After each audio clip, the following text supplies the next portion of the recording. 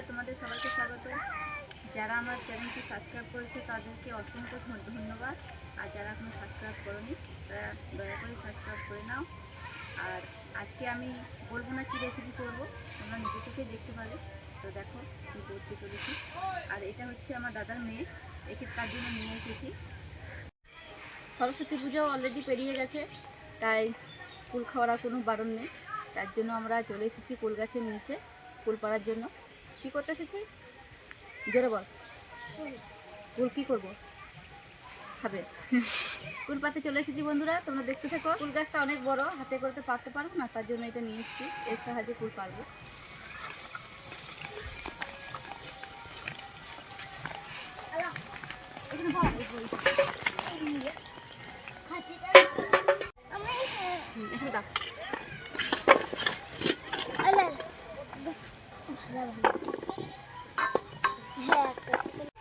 কুলগুলো কুল পাড়া হয়ে গিয়েছে, এই যে এতগুলো কুল বেড়েছে। আর দেখো কুলের কালারগুলো কত সুন্দর হয়েছে।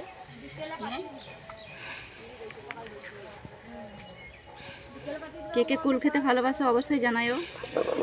এ দেখো আমি যখন কুল পাড়ি তখন কেউই ছিল না, আর কুল পাড়তে পারতে কুল পাড়া শুনে দেখো সবাই চলে এসেছে কুল পাড়া কুড়োনোর জন্য। কুল এমন একটা জিনিস। এই কুলগুলো এবার আমি রোদে শুকাতে দেবো, তারপরে আমি রেসিপি বানাবো। আজকে যে রেসিপি, জিভে জ্বালানো রেসিপি, তোমরা শুরু থেকে শেষ অবধি ভিডিওটা দেখতে থাকো। আজকে রেসিপি হচ্ছে কুলের আচার। তার জন্য আমি নিয়েছি, দেখো কুল পেরে আমি যে রোদে দিয়েছিলাম সেই কুলগুলোকে আমি 4 থেকে 5 দিনের মতো রোদ দিয়েছি।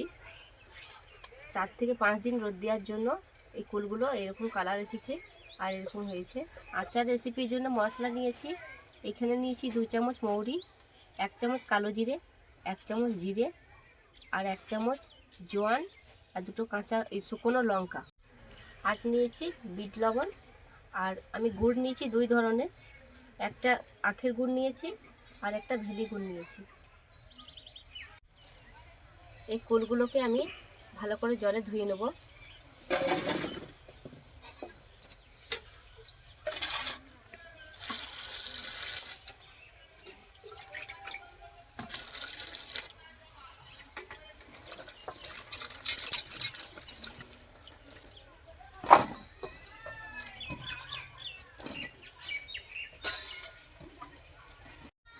আমি এই কুলগুলো 2বার ধুয়েছি, আর একবার ধুয়ে নেব। তার আগে আমি যে কুলের বোঁটাগুলো আছে এগুলোকে সব ছাড়িয়ে ফেলে দেবো।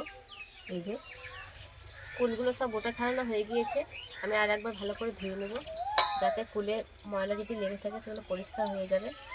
আর একটু করে ফাটিয়ে দিয়েছি, কারণ যাতে ভেতরে মিষ্টি ঢুকতে পারে। উনুন ধরিয়ে কড়া বসিয়ে দিয়েছি, এই মশলাগুলো ভেজে নেব, একসাথে সব দিয়ে দেবো।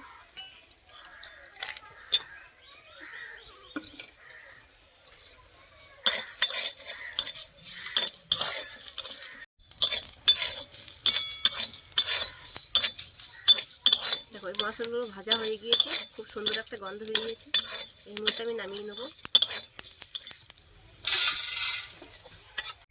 আবারও কড়াই চাপিয়ে দিয়েছি, এই কড়াইয়ের মধ্যে আমি জল দিয়ে দেবো।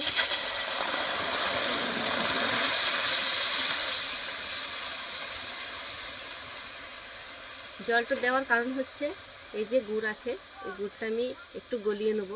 আর গুড়ে যদি ময়লা থাকে, কোনো পোকামাকড় থাকে, তাহলে বেরিয়ে যাবে। আর জলের মধ্যে গুড়টা দিচ্ছি এই কারণে, গুড়টা লেগে যাবে না।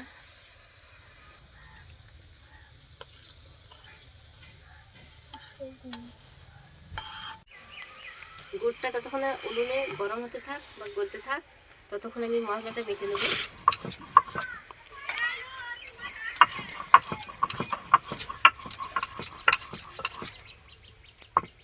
গুড়টা সম্পূর্ণ গলে গিয়েছে, এবার নামিয়ে নেব।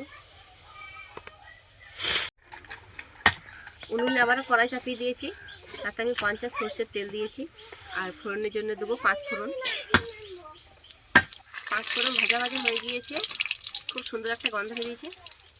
সেই মুহূর্তে আমি এই কুলগুলো দিয়ে দেবো।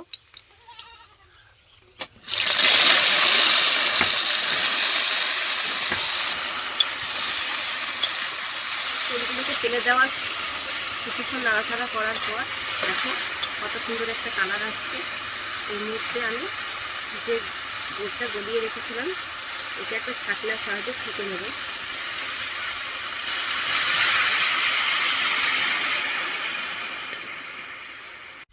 দেখো গুড়টা গলানোর এই জন্যে গলিয়ে নিয়েছি, কারণ দেখো গুড়ে কত ময়লা কত বালি, এই জন্য ছেঁকে নিয়েছি। কুলের আচারটা ততক্ষণে হতে থাক, ততক্ষণে আমার আরেকটা নতুন রেসিপি করে নেব, জিভে জলানা। দেখো প্রথমে নিয়ে নিয়েছি আমি এই কাঁচা কুল। কাঁচা কুলটা আমি জল দিয়ে ভালো করে ধুয়ে নেব।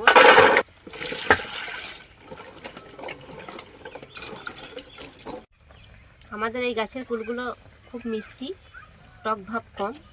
আর দেখো গাছ থেকে কুলগুলো পড়া মাত্রই ফেটে গিয়েছে। এই যে এই কুলগুলোকে আমি এবার থেতো করে নেব। তার আগে আমি নিয়ে নিয়েছি 4টা শুকনো লঙ্কা আর কিছুটা লবণ। প্রথমে এইগুলো গুঁড়ো করে নেব, তারপর কুলগুলো থেতো করব।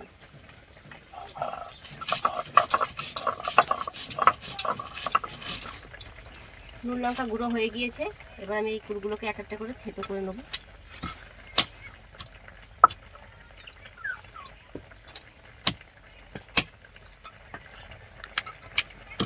কুল থেতো করা হয়ে গিয়েছে, এবার আমি মাখিয়ে নেবো ভালোভাবে। কী কী মশলা দিচ্ছি একবার দেখে নাও। কুল মাখাতে প্রথমেই শুকনো লঙ্কা নুন বেটে নিয়েছি, আর সে ভাজা মশলা যেটা ছিল ওইটা একটু দিয়ে দেবো। আর দিয়ে দেবো সামান্য একটু বিট লবণ, যেহেতু লবণ দেওয়া আছে। ভালোভাবে মাখিয়ে নেব।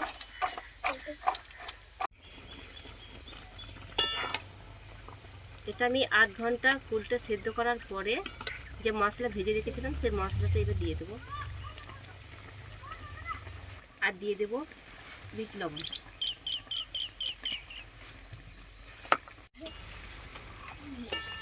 কুলের আচার আমার সম্পূর্ণ রেডি হয়ে গিয়েছে। এই যে এই দেখো, এবার নামিয়ে নেব। কুল মাখা হয়ে গিয়েছে। আর দেখো কুল মাখা, এই কুল জিনিসটা একা খাওয়ার নয়, তাই জন্যে সবাই কুল খাবে, এই মাখা কুল খাবে। কেমন হয়েছে ওদের মুখ থেকেই শুনবো। তার আগে দেখি খেয়ে একটু লে, সবাই খেতে শুরু কর, একটা একটা করে খেয়ে দেখ কেমন হয়েছে বলবি।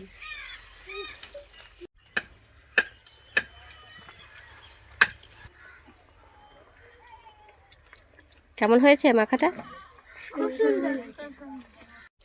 নে, তোদের তো কুল মাখা খাওয়া হয়ে গেছে, কুলের আচারটা খেয়ে বল কেমন হয়েছে।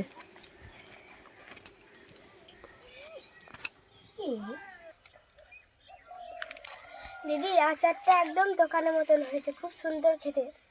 তাই?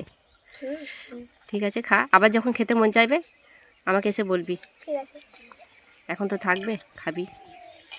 আচার রেসিপি তৈরি হয়ে গিয়েছে, নামিয়ে নিয়েছি। আর এইভাবে আচার তোমরা তৈরি করবে, দেখবে পারফেক্ট আচার দোকানের মতো টেস্ট হবে। তোমরা তো শুনতেই পেলে বাচ্চাদের মুখ থেকে যে কুল মাখাও ভালো হয়েছে আর কুলের আচারটাও ভালো হয়েছে। তোমরা এইভাবে বানিয়ে দেখবে, খুব ভালো লাগবে খেতে। আর আমার এই আচার রেসিপি যদি ভালো লেগে থাকে তাহলে অবশ্যই একটা লাইক করবে, আর চ্যানেলটি আমার সাবস্ক্রাইব করে নেবে। আর কমেন্টে জানাবে যে কুলের আচার রেসিপি দেখে কার কার জিভে জল এসেছে। ততক্ষণে তোমরা সুস্থ থেকো, ভালো থেকো। আবার দেখা হচ্ছে পরের অন্য কোনো ভিডিও।